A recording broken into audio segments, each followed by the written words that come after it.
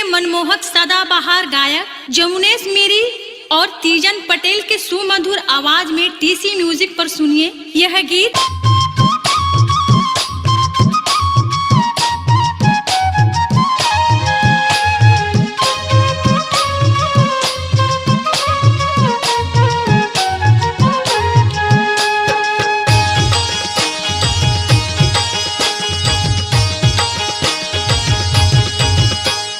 हरी हरी नाना मोर नाना सुवाना वो कहाँ जाबे। हरी हरी नाना मोर नाना सुवाना गा मैं के जाऊं। कहाँ जाबे आगे खेती किसानी कहाँ जाबे। मैं के जाऊं दाए दाला देखे बर मैं के जाऊं।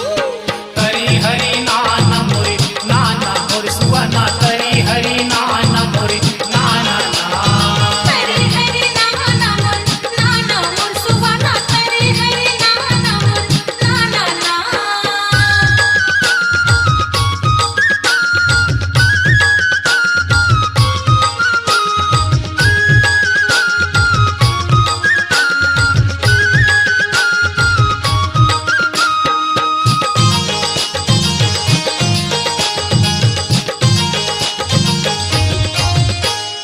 कांदे कुदारी हम खेते मछोल बन कहाँ जाबे।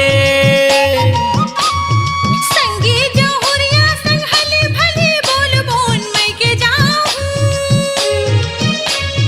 कांदे कुदारी हम खेते मछोल बन कहाँ जाबे। संगी जहुरिया संग हली भली बोल बोन मैं के जाऊं। कहाँ जाबे आगे खेती किसानी कहाँ जाबे। मैं के जाऊं दाए दाला देखे बर मैं के जाऊं।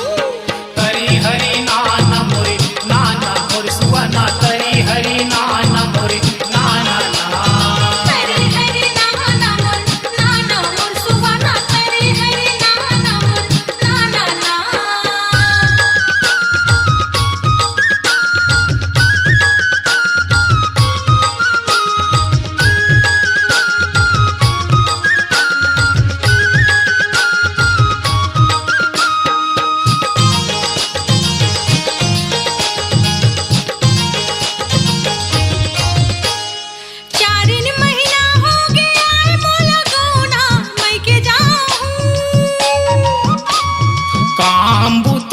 झन मूड पीरोना कहाँ जाबे।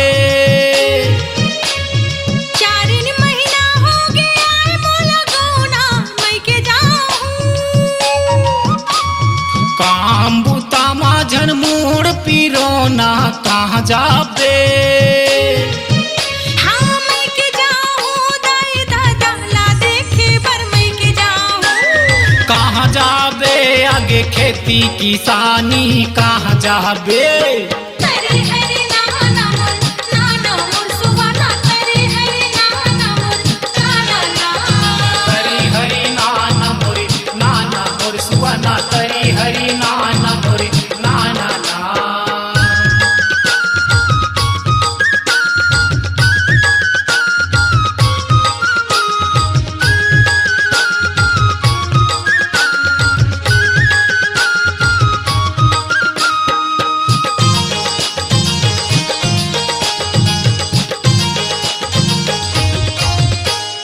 खेते में जाहूँ मैं नांगर ला धर के तुम बासी लाने हो।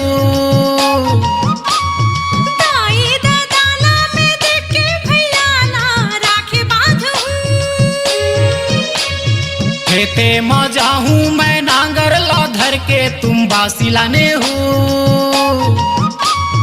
दाई दाला में देख के भैया ला राखे बांधू। कहाँ जाबे आगे खेती किसानी कहाँ जाबे।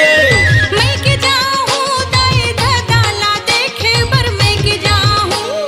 हरी हरी नाना मोर नाना सुवाना वो कहाँ जाबे।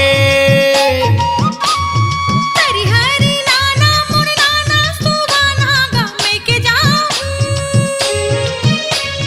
कहाँ जा करेगे खेती किसानी कहाँ जागे। मैं के जाऊँ दाए दाला देखे बर मैं के जाऊँ। तरी हरी नाना मोरे नाना मोर सुवना तरी हरी नाना मोरे नाना ना। तरी हरी नाना मोर सुवना तरी हरी नाना मोर नाना ना।